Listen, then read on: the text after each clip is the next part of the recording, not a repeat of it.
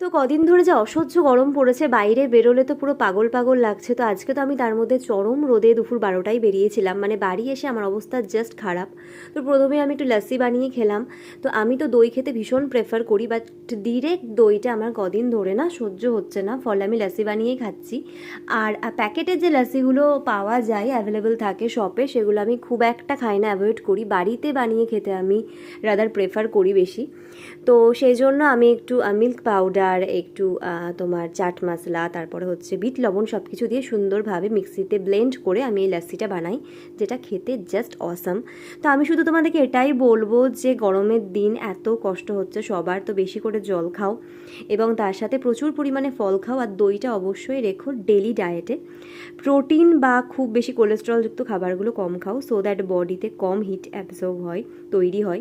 তো জাস্ট এটাই খেয়াল রেখো, নিজেদের প্রতি খেয়াল রেখো, ভালো থেকো, সুস্থ থেকো, টাটা।